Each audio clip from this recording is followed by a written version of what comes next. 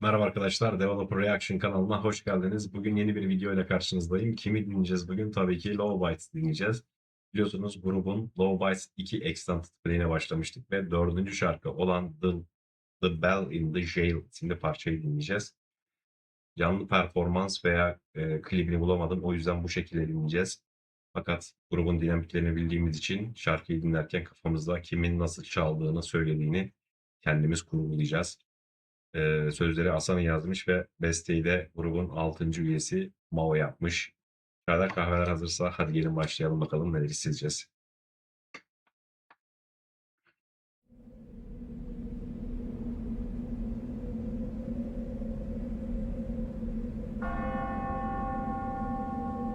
Bir yandan da sözleri açtım takip etmek için. Low bir parça mı acaba?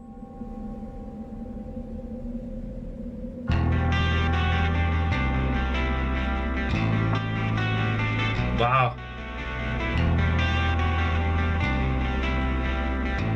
80'lere gittim. Geri geldim. Staccato. Wow!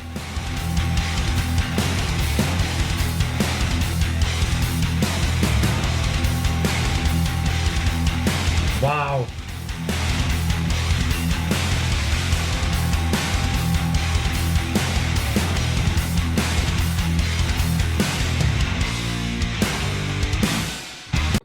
Çok özür dilerim. Böyle bir şey beklemiyordum. 80'lere bir ara gittim. Sonra tekrar Low Bytes dedi ki bu şarkı bizim şarkımız. Gel oradan dedi. Geri geldim. Ve Staccato ile mükemmel bir giriş yaptık. Çok şaşkınım şu an. Devam edelim arkadaşlar. Harika bir giriş.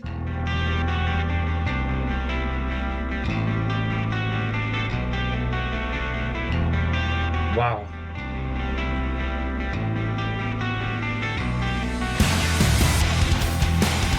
Wow.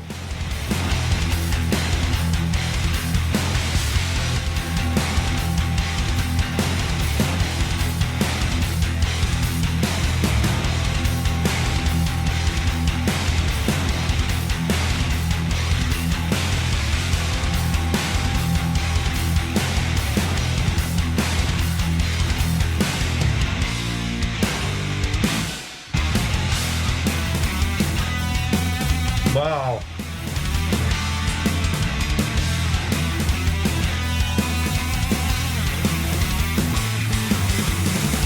Çok özür dilerim. Harika bir şarkı dinliyorum şu an. Çok keyif alıyorum. Fami'nin bu Extended bu albümde dahil olduğunu yorumlarda yazdınız. Sonrasında ben araştırdım. O kadar net duyuyorum ki şu an Fami'yi.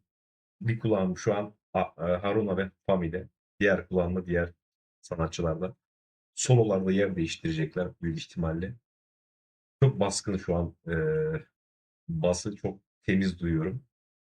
Staccato olayı işte o 80'lerin klasik heavy metal ve hard rock konusu mükemmel işlenmiş.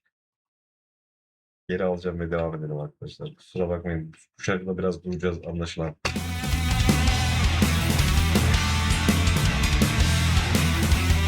Wow. Bas gitarı dinleyin. Ah.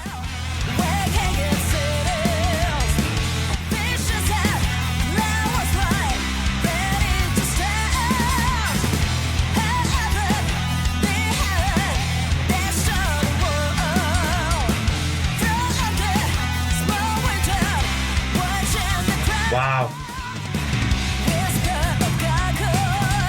Rifflere bak.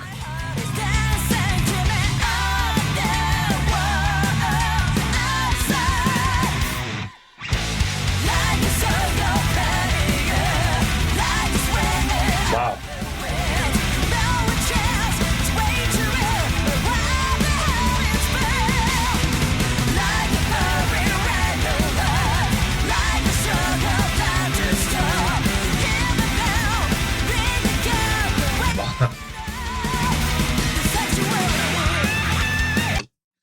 Çok özür diliyorum bu kısım başlamadan ikinci kısım. Hatta biraz geri alayım unuturum belki. Araya girmek istedim. Asami'nin asi yüzünü gördük şarkıda. Genellikle biliyorsunuz operatik ve temiz tınısıyla tanıyoruz. O oktavlar arası geçişlerin olduğu şarkılar evet var ama genelde temiz tınısı ve operatik tınısıyla biliyoruz. Fakat burada karakter değiştirmiş Asami. Şarkının ismiyle, isminin temasına uygun bir şekilde böyle distorsiyon var seste. Daha agresif, sokak tarzı bir heavy metal vokali sergiliyor şu an. Ve dediğim gibi bas gitarı çok baskın bir şekilde, net bir şekilde duyabiliyorum. Görünen o ki Haruna'yı yine kızdırmışlar. Bateriye girişmiş çubuklarla. Biraz geri aldım. Devam edeceğiz arkadaşlar.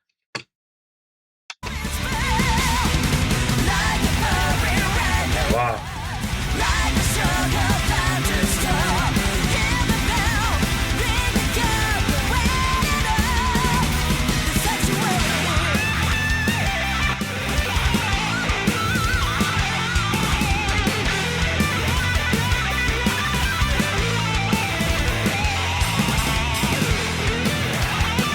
Wow.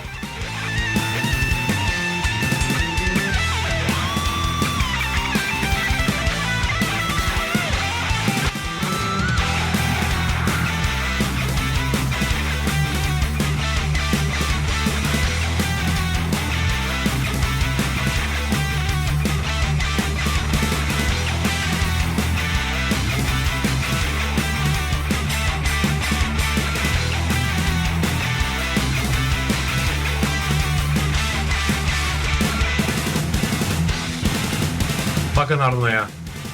Kızdırmışlar. Ben dedim kızdırmayın diye.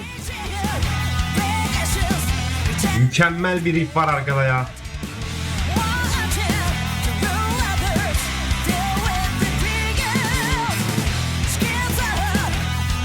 Wow.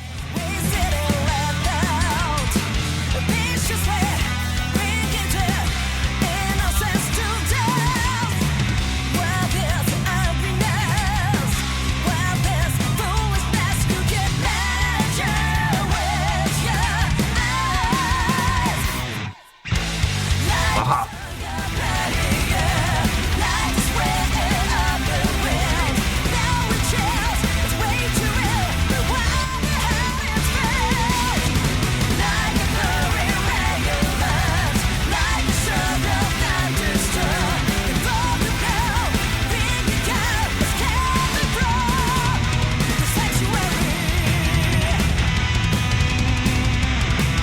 Aa, çok iyi ya.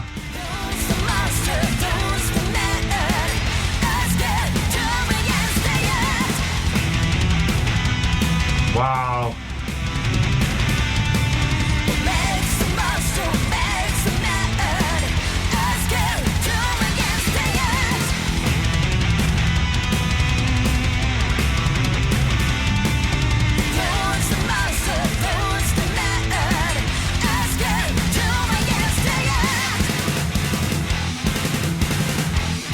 Wow. Wow.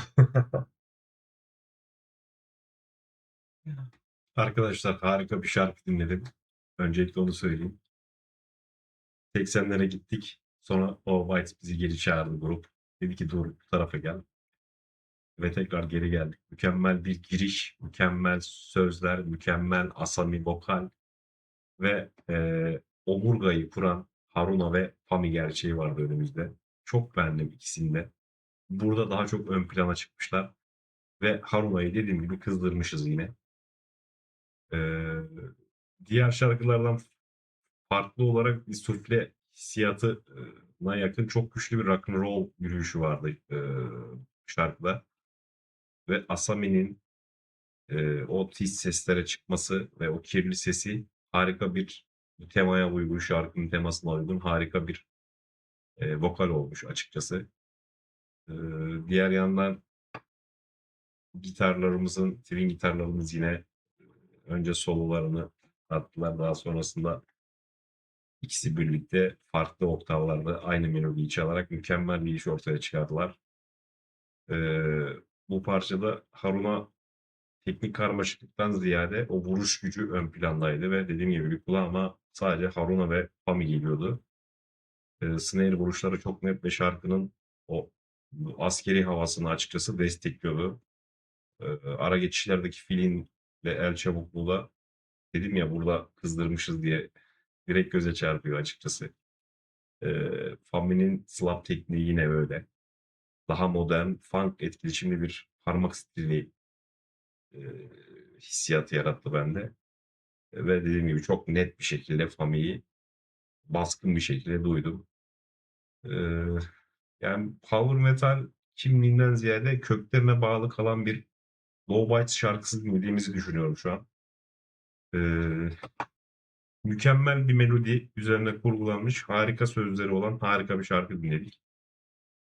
Sadece hızlı power metal değil, aynı zamanda riff odaklı, old school heavy metal'i de ne kadar iyi ve temiz icra edebildiklerini açıkçası kanıtladı şu an grup bize. Daha önce de kanıtladı da burada net bir şekilde bunu anlamış olduk. Ve dediğim gibi şarkı öyle yavaş yavaş bitmedi. Bir anda kesildi. Bu tip şarkıları da konserlerin sonunda o konser bitişi kısmına koyduğunuzda mükemmel bir etki yaratıyor açıkçası.